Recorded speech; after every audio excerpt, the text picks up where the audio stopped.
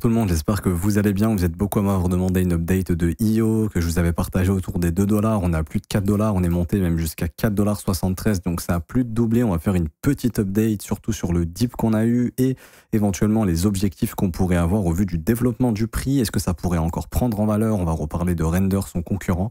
Juste avant, je me présente, je suis Crypto Le Trône, j'investis sur le marché depuis 2016 et je l'analyse quotidiennement depuis 2019. Donc si t'es pas encore abonné, je t'invite à le faire et aussi à laisser un petit pouce bleu, ça m'intéresse. Également, dites-moi, IO, vous l'avez acheté à quel prix pour ceux qui l'ont découvert? Est-ce que c'est moi qui vous ai fait découvrir la crypto-monnaie ou pas? Et quels sont vos objectifs de vente avant justement qu'on passe à l'analyse technique? Également, vous avez la possibilité de cocher nos algorithmes. C'est le premier lien en commentaire épinglé pour rejoindre le copy trading. Je vous montre les résultats récents. 7 TP ici, 14 TP ici, 8 TP plus les stratégies des TP, des stratégies SPT que je compte pas. Nos stratégies d'accumulation qui ont acheté le dip, 17% de rendement sur la DeFi, 13% sur Metaverse, 20% sur infrastructure, 9% ici sur Deepin, AI 2% et ça devrait continuer d'augmenter puisque les algos ont capturé le dip. Encore une fois, c'est accessible à tous gratuitement. C'est le premier lien en commentaire épinglé. Il vous suffit juste de vous inscrire sur BitGet car c'est sur BitGet que ça se passe et c'est la meilleure plateforme crypto.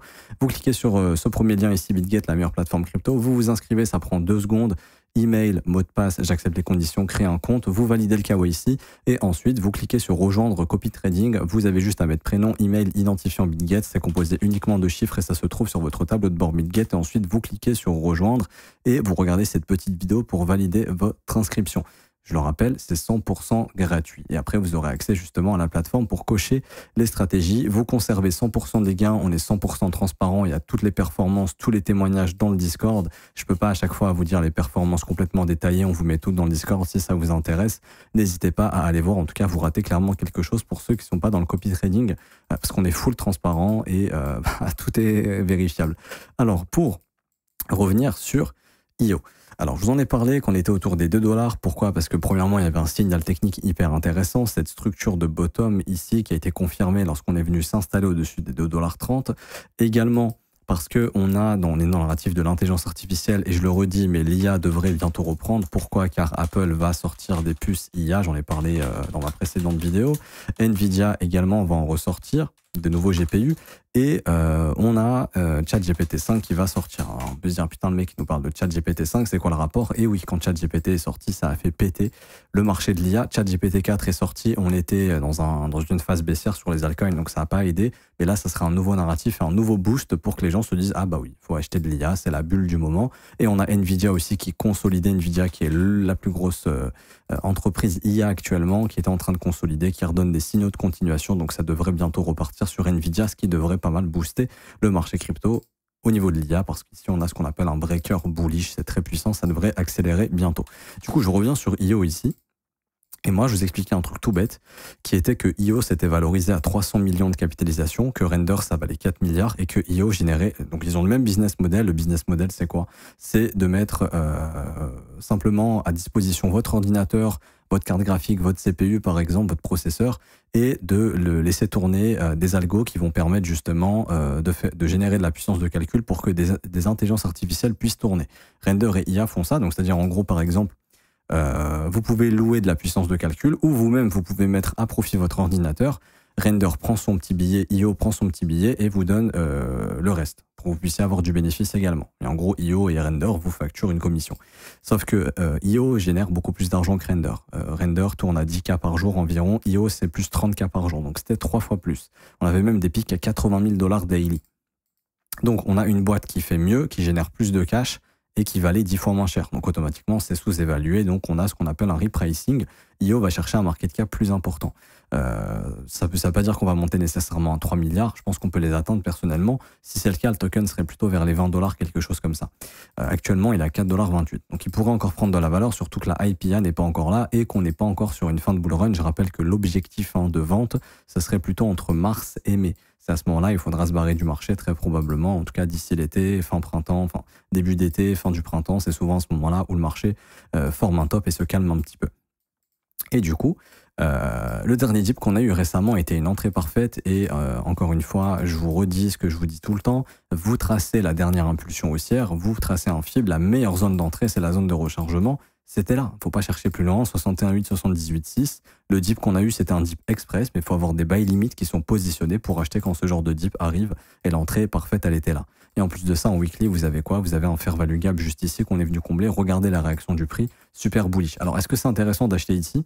Pour une vision long terme sur d'ici mars et mai, en théorie, oui, si on vise des objectifs plus hauts. Maintenant, c'est pas ici l'entrée pro. L'entrée pro, elle était là quand j'en parlais, juste ici. La deuxième entrée professionnelle, c'était ici, ça on l'avait vu. Maintenant, faut attendre une nouvelle entrée. La nouvelle entrée, ce serait quoi, pardon? Faudra attendre la prochaine correction qui peut arriver dans plusieurs jours, plusieurs semaines. Au vu des fundings sur le marché actuellement, des altcoins, on est à 0,04, c'est super bas. C'est-à-dire que le prochain flush, il interviendra probablement quand le funding des altcoins sera à 0,10 ou plus. Peut-être, ça peut arriver avant, mais en tout cas, les fundings ont beaucoup été reset. Les open interest sont bien descendus. C'est bon, on a eu notre dip. Si seulement Bitcoin fait un dip, peut-être il y aura encore un dip et je vous montre les zones. Votre réflexe, ça va être de faire quoi? Le dernier sommet qui a été cassé, c'est quoi? C'est ça. Ok, c'est celui-ci. Du coup, le dernier creux, c'est quoi? C'est lui, on est d'accord. En théorie, c'est censé être un creux protégé. C'est ici que les gros se sont positionnés et ont racheté la peur. Donc c'est un creux qui va être protégé. Sachant que ce creux est venu combler les imbalances qu'on avait derrière nous, donc il n'y a pas besoin de revenir sous ce plus bas ici. Du coup, ce que vous faites, c'est que vous tracez un fib du plus bas de la bougie daily du 9 décembre jusqu'au sommet actuel. Et plus ça monte, plus vous ajustez votre fib. Ok? Ce que j'expliquais exactement ici quand on était là, tracez votre fib, attendez le retracement RLZ, quand il arrive, bam, vous rentrez. C'est ce qui s'est passé ici, mais c'est très brutal et c'est rapide. C'est pour ça qu'il faut des ordres à l'avance. Là, en fait, si vous achetez là, dites-vous qu'à tout moment, un retour RLZ, ça peut arriver. Zone de rechargement, reload zone en anglais, zone de rechargement en français. Également, ce qu'on peut voir ici, c'est qu'on est en train de former un fair value gap avec une bougie vectorielle. En gros, c'est-à-dire qu'ici, il y a beaucoup de volume qui a été exécuté. Ça, le marché, vous pouvez être quasiment sûr qu'il va y revenir. Donc, on sait qu'on peut revenir entre cette zone. Moi, je pars du principe que si cette zone, on n'y revient pas maintenant, on y reviendra plus tard, ce qui est cohérent. Et du coup, cette zone correspondra à la future zone de rechargement. Ce qui veut dire que le prochain dip de IO, en soi, pourrait arriver à partir des à peu près 6,27$. À peu près à partir des 6,27$, 5,20$. Ça serait potentiellement la future zone de correction entre 5,20$ et 6,27$. Maintenant, ça peut être plus haut. En fait, ce que j'essaie d'expliquer, c'est juste qu'une fois que la zone de rechargement s'aligne avec ce fair value gap, on sera probablement, en théorie, c'est pas obligé, mais voilà, s'il y a une correction qui commence, ça ferait une zone parfaite pour pouvoir acheter et que le marché puisse repartir plus haut. Maintenant, votre seul objectif, c'est d'ajuster votre fib. Plus ça monte, plus vous montez jusqu'au top, jusqu'à attendre et placer des ordres en zone de rechargement pour acheter le prochain dip. Si vous achetez d'ores et déjà ici, vous achetez déjà un mouvement qui est quand même assez important et il faut accepter les dips parce que là, clairement, on pourrait très bien revenir en zone de rechargement, pourquoi pas ici. Et là, ça serait entre 3$ et 3,44$. Mais en tout cas, ça serait une zone à acheter si jamais on y revient. Quoi qu'il en soit, la zone de rechargement de ce mouvement sera la zone à acheter si vous voulez attendre un dip. Si vous ne voulez pas attendre un dip et que vous vous en foutez, vous achetez ici, vous gardez du cash et s'il y a un dip, vous rachetez si jamais ça vous intéresse. Maintenant, concernant les objectifs, on avait parlé du travail de cette imbalance baissière juste ici, on arrive en plein dedans et on voit que le prix fait une gigamèche et là, il y a un rejet. C'est tout à fait normal, le marché il a une mémoire. Ici, il faut éventuellement s'attendre à de la consolidation, voire à des rejets du prix. C'est-à-dire à ce que le prix maintenant se mette à consolider, à retracer ou simplement à consolider et à breaker et on passera cette zone. Une fois qu'on aura passé cette zone, parce qu'elle n'est pas super forte, enfin, c'est une zone importante, mais je veux dire en termes de market cap, ça reste très faible. Le prochain objectif sera de faire un ATH. Donc ici au-dessus des 6,48$. Ça correspond avec notre zone, si on trace l'ATH, on voit qu'ensuite la zone parfaite, c'est se faire value gap en zone de rechargement. On pourrait très bien consolider, casser, corriger, faire ça avant de repartir plus haut. Éventuellement. Maintenant, les objectifs. Moi, je pars du principe que, personnellement, on est trop sous-évalué. Si vraiment ce marché est cohérent et logique, on devrait s'aligner sur un market cap proche de celui de Render. Render qui a augmenté en market cap. Je ne pense pas que IO passera devant Render parce que bon, le marketing ça fait beaucoup et les gens connaissent beaucoup plus Render que IO, mais Render c'est déjà 5 milliards de market cap. Et on voit là quand on compare les deux, on va voir qui surperforme qui tout simplement. Là, on peut voir que IO est clairement en train de former un bottom face à Render. Ça veut dire que IO il est en train de surperformer Render. Donc en fait, il va rattraper sa capitalisation. Et ici, je vais vous donner un truc. Alors, je sais pas s'il y a le market cap sur TradingView de IO, je pense pas. Non, il n'y a pas le market cap. Mais grosso modo, vous voyez que IO rattrape Render en termes de ratio ici. Si ça monte, c'est que IO performe plus que Render et là, c'est clairement le cas.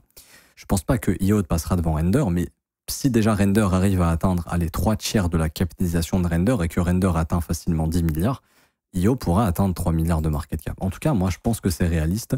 Et du coup, 3 milliards de market cap, d'un point de vue capitalisation, ça nous donne des objectifs beaucoup plus hauts que les objectifs mathématiques qu'on a. Mais on serait environ autour des 20 $ de ce que j'avais calculé. Alors, je vais le refaire avec vous. On prend le circulating supply de 125 millions. Je vais arrondir à 150 si d'ici là, il y a eu un petit peu de dilution. Je me rappelle plus la tokenomics, on ira voir après. Et on multiplie par 20 $, ce qui donne un market cap de 3 milliards. Donc, c'était ça à peu près. 20 $, c'est environ 3 milliards de market cap. Je ne suis pas en train de vous dire d'acheter et de revendre à 20 $, c'est pas un conseil d'investissement. Là, je vous dis juste comment je raisonne en termes de capitalisation. Et encore une fois, on peut très bien ne pas aller chercher 20 $. D'un point de vue mathématique, les zones intéressantes d'extension sont entre 9,72 $ et 11,58 $, ce qui donnerait environ un market cap de 1,5 milliard à peu près 10 milliards. 1 milliard. Entre 1 milliard et 1,5 milliard. Bon, ça va, mais c'est pas non plus énorme comparé à Render. Par exemple, si Render atteint 20 milliards de market cap sur ce cycle, si IO pèse un tiers de Render, à ce moment-là, on peut facilement atteindre entre 6 et 7 milliards. Là, on change complètement de registre, on peut aller taper les 40 $ par exemple. Je sais pas, encore une fois, hein, si on ira taper ces objectifs, moi, ça me paraît vraiment sous-évalué, honnêtement. Et du coup, ici, c'est des objectifs qu'on pourrait atteindre. Maintenant, au vu de ce qui se dessine techniquement, éventuellement, on pourrait, pourquoi pas, targeter ceci, c'est-à-dire aller chercher des extensions un peu plus importantes et on va voir si ça colle ou pas. On va trouver d'autres extensions mathématiques qui peuvent correspondre à ce qu'on cherche en termes de valorisation. Ici, premier objectif, attendez, oups, reverse, voilà. Premier objectif, ici, à 914 aux environs des 11,22 $. Deuxième objectif, 17 $. Dernier objectif, entre 27 et 34. Alors, je ne sais pas si on ira, mais ce sont des objectifs. Je vous rappelle que l'objectif est de vendre entre mars et mai. Si d'ici avril, on est à 16 $, faut prendre des profits. Plus ça monte, plus vous prenez, parce que ce sera notre fenêtre de top. Si au mois de mai, on est seulement à 8 $, va falloir l'accepter et ça sera son max. Il ne faudra pas se dire, non, mais le trône, il nous a parlé de 20 $ potentiellement, 3 milliards de market cap. Moi, je ne vends pas, c'est mort. Entre mars et mai, il faut se barrer du marché très probablement. Généralement, il y a une grosse correction qui arrive pendant cette période. Le but, quand même, c'est de racheter après la correction, peut-être pour le rush final de fin d'année, si l'histoire se répète comme en 2021 et 2017. On ne sait pas si l'histoire se répétera de la même manière. Mais si c'est le cas, mai, correction, rachat août-septembre, push final décembre 2025. Et ensuite, bear market en 2026. Du coup, c'est votre fenêtre de vente. Ok. Il faudra voir à ce moment-là où est-ce qu'on est. Moi, je vous dis juste qu'en termes de capitalisation, ce serait aberrant de rester sur un truc aussi petit alors qu'on fait mieux que Render qui vaut 10 fois plus. C'est complètement con. Après, le marché n'est pas rationnel, il est irrationnel. Il peut très bien, Render peut très bien faire x3 et IO ne plus bouger. Ça m'étonnerait beaucoup, mais tout est possible. C'est ce que je vais vous mettre en tête. Du coup, voilà un petit peu comment je calcule les objectifs. Pour la prise de profit, vous pouvez simplement mettre un truc tout bête. Tous les 50% de hausse, je vends tant de pourcents. Donc, je vends par exemple 10 IO. 50% supplémentaires, je revends 10 IO, encore 50%, je revends 10 IO, etc., etc., etc. Comme ça, plus ça monte jusque mars et mai, plus vous prenez des profits. Et puis à un moment donné, si vous reste un bac, vous vous dites, ok, bon bah je vends tout. Voilà, je me fixe une date mi-mai, moi je veux tout vendre, ou début mai, je veux tout vendre. Ou entre mars et mai, quand les fundings sont très élevés, genre si le 24 avril les fundings ils sont super élevés, bah je vendrai tout le 24 avril. Je regarderai les fundings, ok. Également, nous avons un indicateur qui nous permet de voir les spreads entre le contrat dérivé et le spot.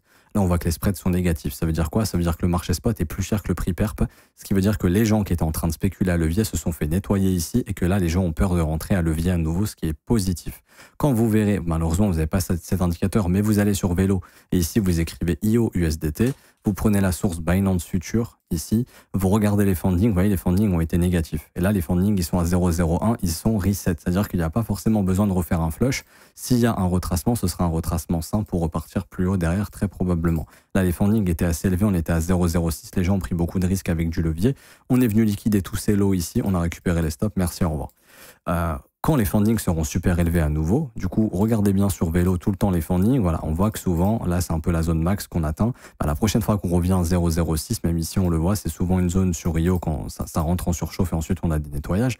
Quand le funding reviendra à 0,06, 0,07, là, ça pourrait être intéressant de reprendre beaucoup de bénéfices pour acheter le prochain dip et remettre des bénéfices plus hauts, comme c'était le cas ici. Prendre des profits quand les fundings sont hyper abusés.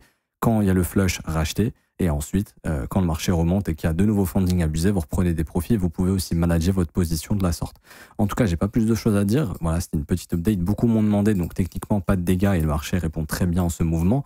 Tracez vos zones de rechargement. Quand ça revient dedans, c'est le moment de se positionner parce que le marché se fait nettoyer. C'est les meilleures zones pour entrer. J'en ai parlé tellement de fois. En tout cas, je m'arrête ici. Si ça vous a plu, n'hésitez pas à bombarder les pouces bleus, vous abonner si ce n'est pas déjà fait, à mettre un petit commentaire. Merci à ceux qui jouent le jeu. Je vous remercie énormément. Je lis tous les commentaires, même si je réponds pas forcément à tout le monde. Je lis absolument tous les commentaires car c'est moi qui les valide. Donc, je lis absolument tout. Également, je vous rappelle qu'en lien, en commentaire épinglé, donc le premier commentaire de cette vidéo, vous avez le lien que je vous montre actuellement pour rejoindre le copy trading, la formation gratuite, avoir accès à nos algorithmes via le copy trading. Vous n'avez rien à faire, on s'occupe de tout, on achète, on vend en profit pour vous. Et ensuite, vous avez la possibilité de rejoindre l'école de trading si vous voulez vous former à mes côtés tous les jours.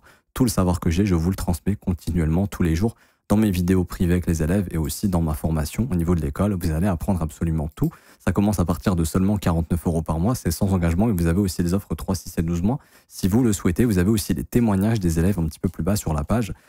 Si vous voulez nous rejoindre, on est actuellement plus de 1000 et il y a énormément de membres satisfaits qui laissent des retours et je vous invite à les lire si vous êtes intéressé. Je m'arrête ici, on se retrouve bientôt. Ciao, ciao.